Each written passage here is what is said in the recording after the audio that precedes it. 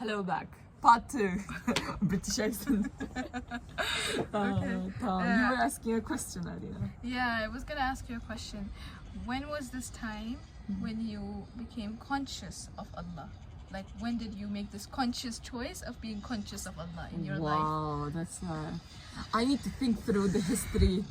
Your history. I remember the high school times where there were like weird times, but Like, what about your general upbringing?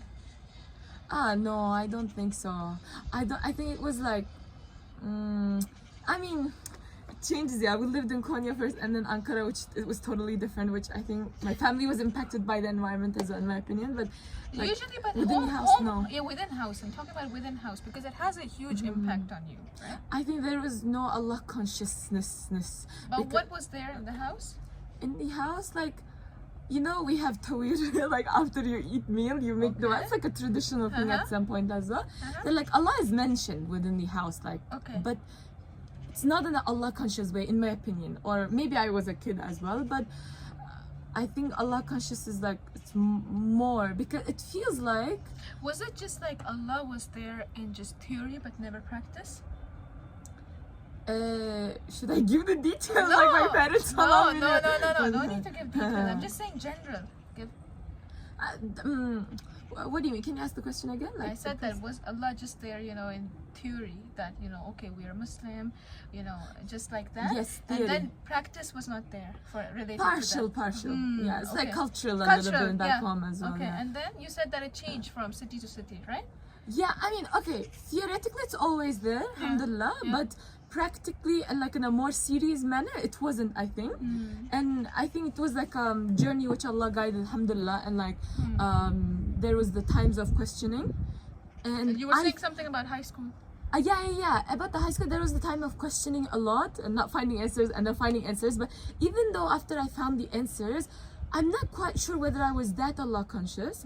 But now I'm thinking, what was the maybe it was like a process of change. But now I'm thinking, was there any time? Let me think. In high school, let me ask you a question because it would help you, right? In high school, for example, were you practicing things on your own? After I accepted, partially, not in the like best manner, but for example, praying and then stopping sometime and then praying again and like But it was still like trying, right? Yeah. And then what happened? And then I think there was the transition times, which was like the peak times during uni first year, I think, where I was on my own a lot.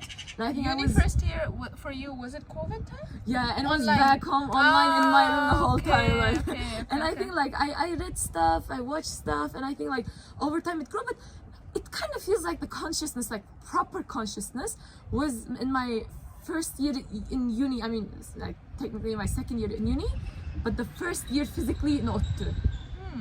And I think I had a lot of time on my own to think. And I think that those regions feels like the most conscious. And how did that happen? How did that happen? I think thinking a lot. I think when I'm on my own, you also, when we were speaking, I record right now. Okay.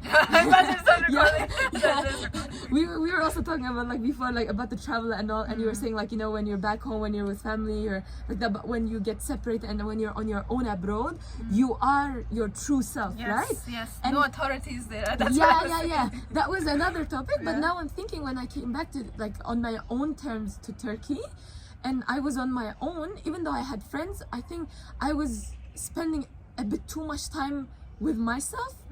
But another good thing, with the nature of Ottu, and some caffeine. I think there was a lot of contemplation and a bit of isolation, where I think I had the chance of thinking more of Allah. And then like, and as you're on your own, and you're not distracted too much.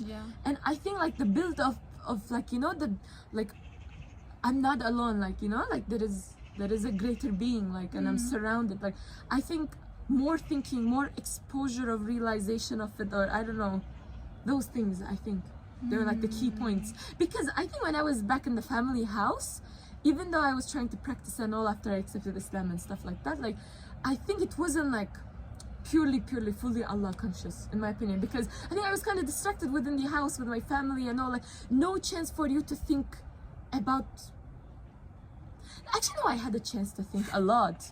But still, Allah consciousness wise, it was like more in here. Was it still like, in your opinion, cultural? Like maybe because of your parents or something? No, it was not like the Allah consciousness coming. No, Yeah, doing things. for I don't example. think it was culture because it was a bit rebellious actually. I mean, it's not rebellious, but like I think the beginning was rebellious, so it's like a lot too much questioning, like why is this happening? Falan, like calling yourself some weird name, not weird name, but like yeah, a notification came, you know. I was like, what is that? Video.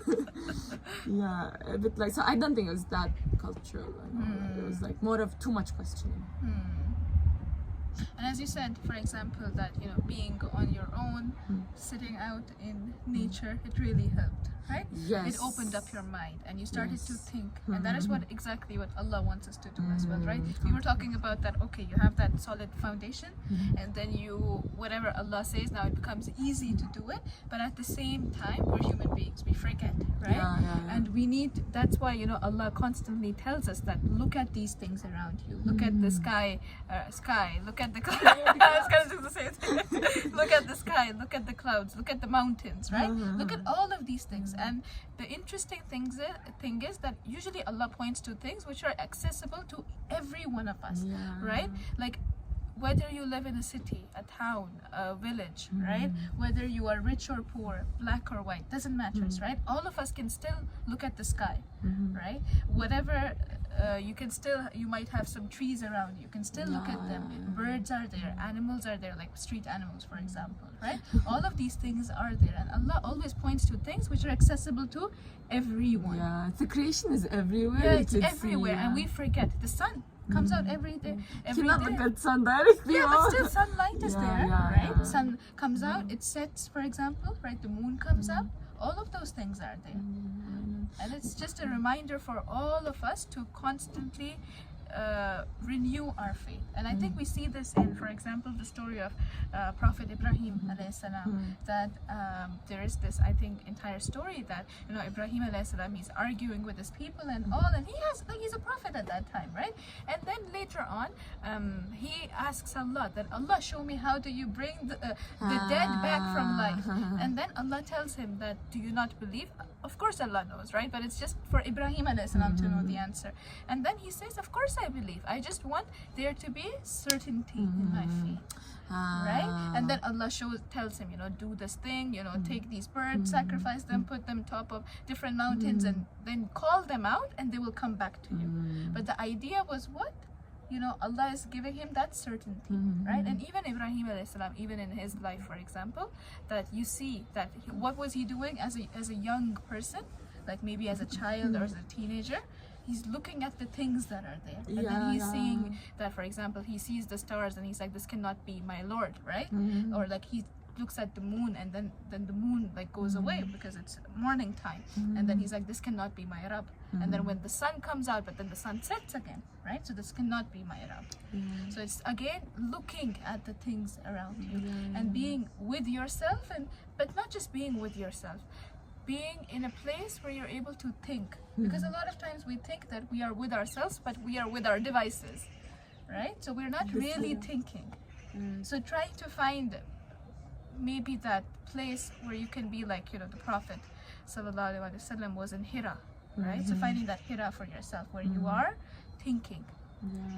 Oh, the Hira, the key for yourself of contemplating, pondering. And that was his education before prophethood, right? Because before prophethood, what was he doing? He was just thinking.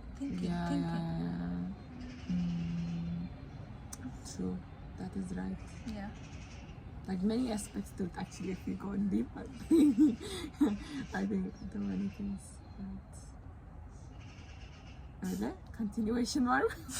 I just left with thoughts. Because, okay, I had some thoughts, but I was afraid of opening because it might go too long. Because, some points came to my mind of like, when you mentioned the story of Ibrahim alayhi salam, and like it's like the miracles were shown, right?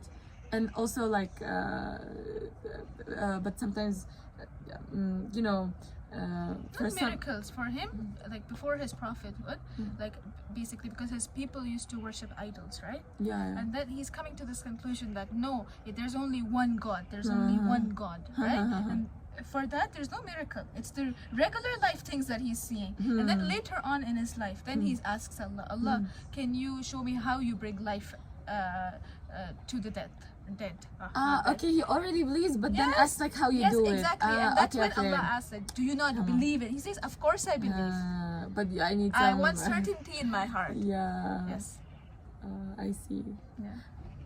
Yeah, but it's also something. Okay, it's not like miracle. That one is miracle, obviously, right? Allah is bringing, the birds. You've sacrificed the birds, and then you're seeing that those same birds come back to life. For us, it's miracle, right?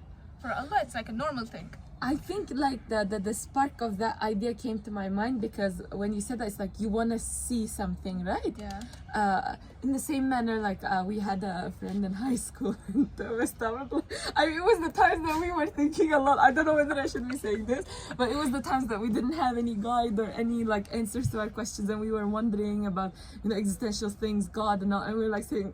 After school we were in the class and there was like a shoe or something on the other side. We're thinking like if Allah, it feels weird to say that, if Allah is there, like ya Allah, just hang, like fly it up so that we can see that, like that kind of an idea was that.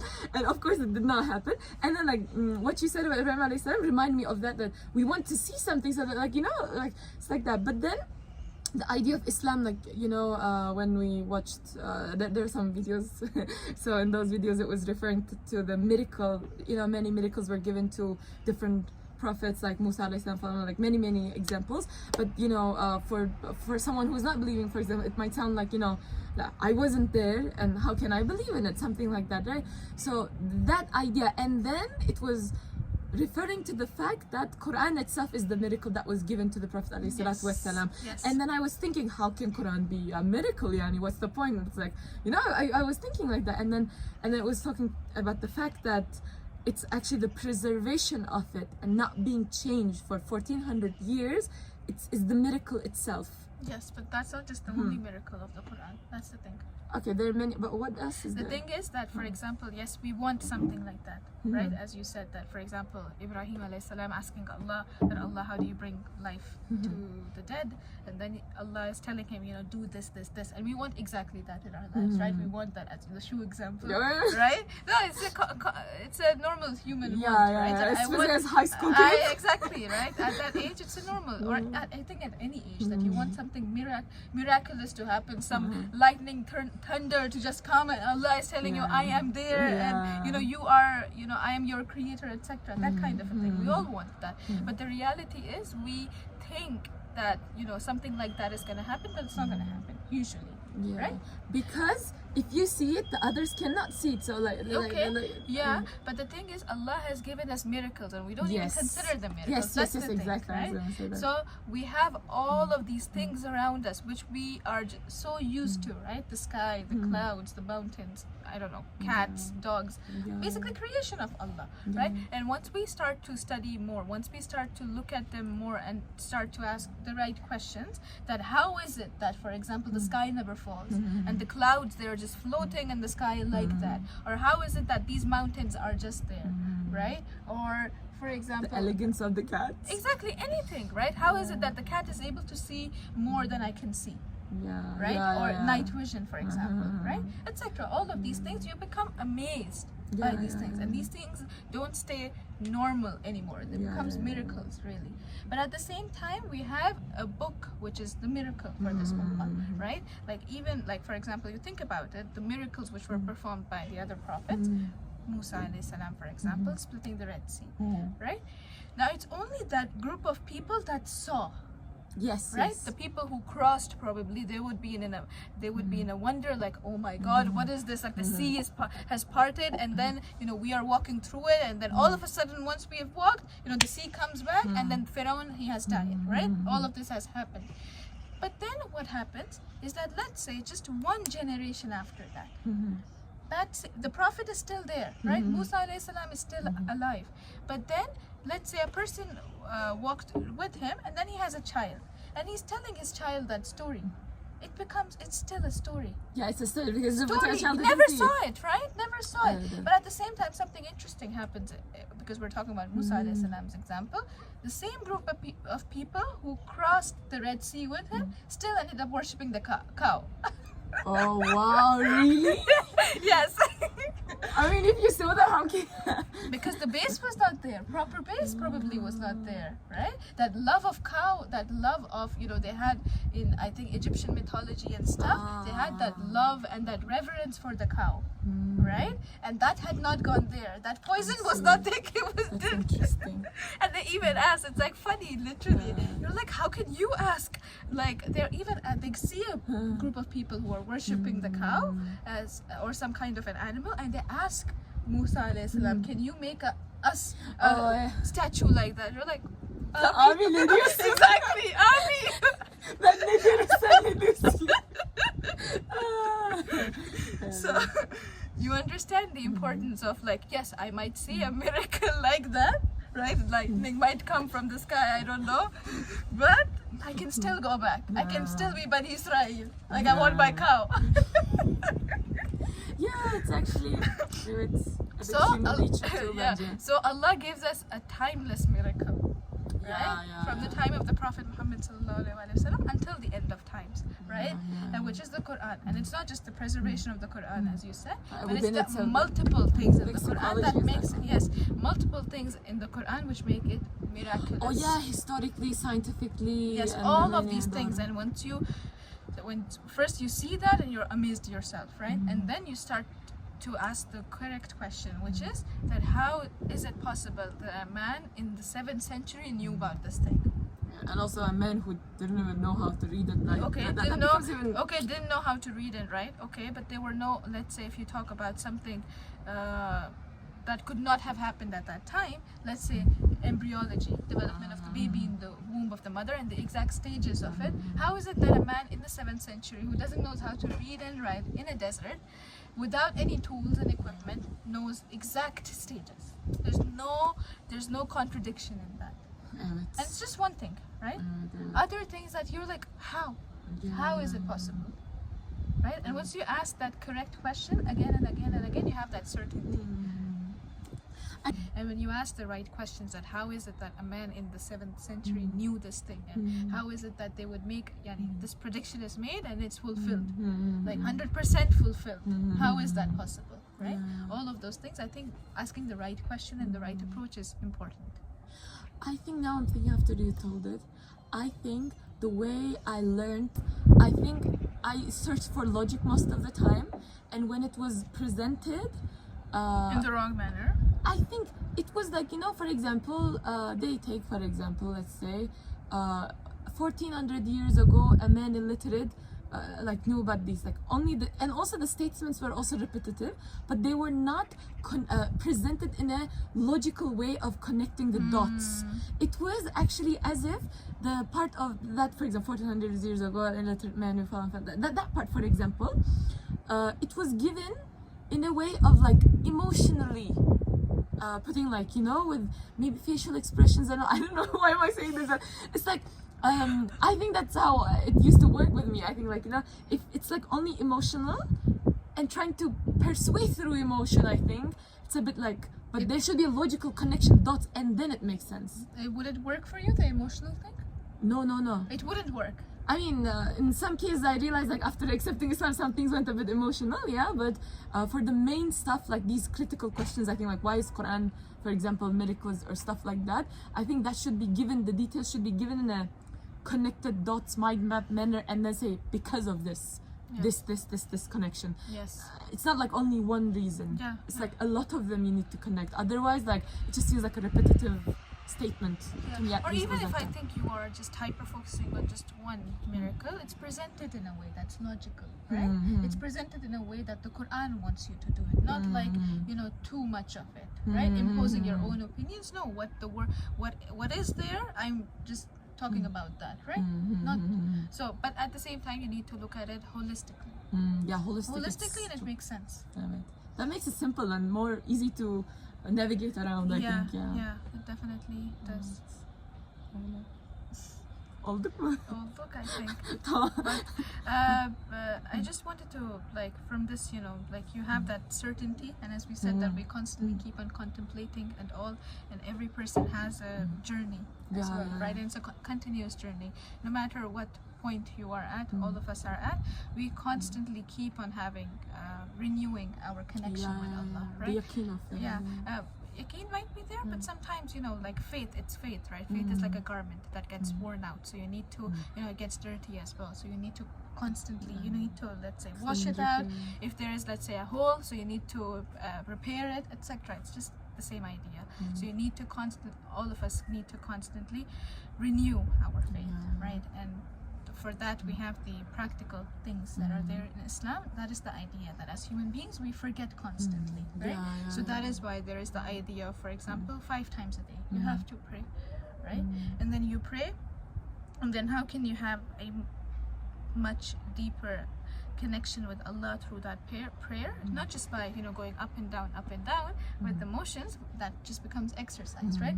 But once you, again, you know, you study more, you understand more, that okay, you know, this is, you know, what am I actually saying? For example, the most basic thing, right? What's the translation of that, and why am I saying this, etc. All of those things, it makes a difference. And then you start to have that personal connection with Allah. And once you, like, obviously the obligatory things, they're the basic things, right? Basic, but again, foundation, right? The most important things, right? So even if, let's say, you used to have that, you know, with the vibe, you were doing a lot of things, and then after the vibe went, you're like, okay, now what do I do? At least doing the basic things. That's the most important thing, right? And then trying to build up on that slowly, according to your own capacity. Not like my friend is doing this and my sister is doing this and my mom does this, etc. No, what can I sustain actually, right? Yes, and then, you know, understanding that consistency is something that is valued by Allah, and that I do maybe small things daily that are beneficial for me. Reading the Quran and understanding it, reading it in a language that you understand the most, right? Etc. All of those things. And one of the things that I think really helps you, like it helped me build my relationship with Allah, is actually talking to Allah, removing that hesitance between talking to Allah. That, you know, sometimes, you know, we might have a person that we like to talk to, we are fully ourselves, right? Right?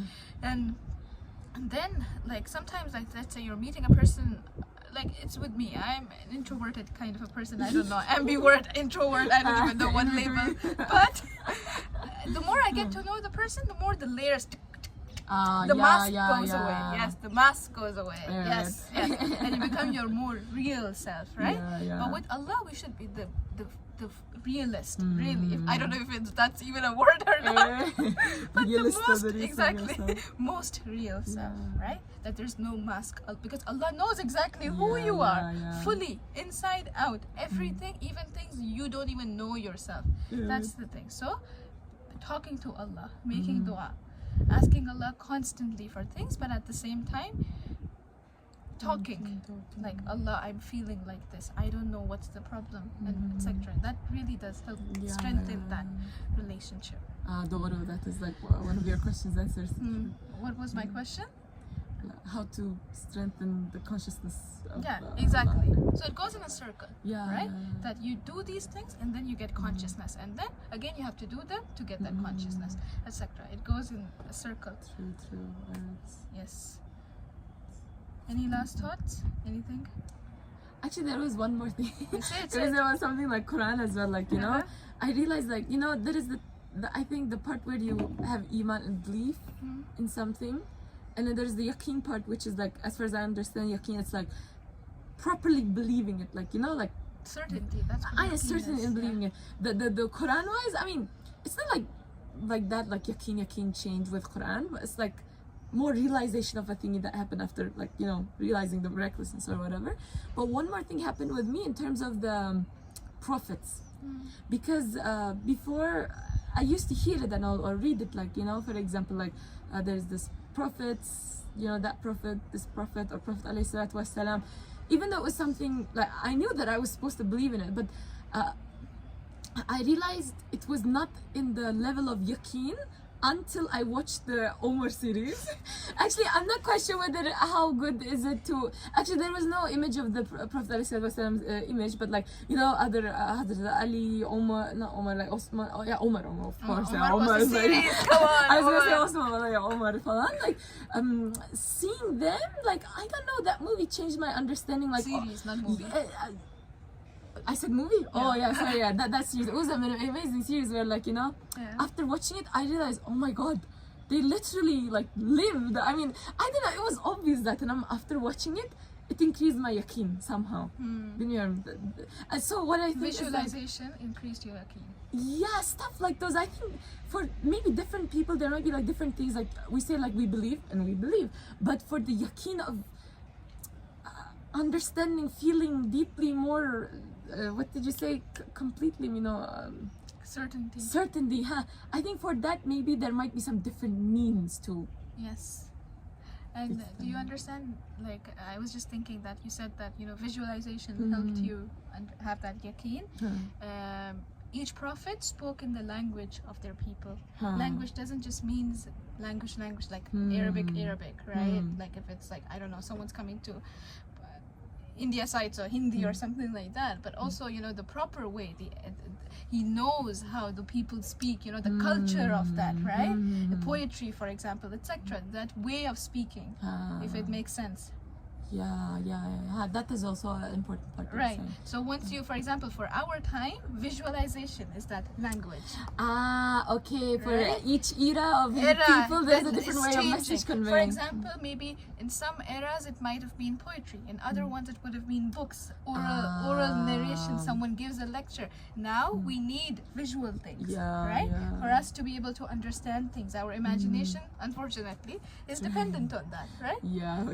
Or visualization, like through movies, through like series, all of these things now with AI and all.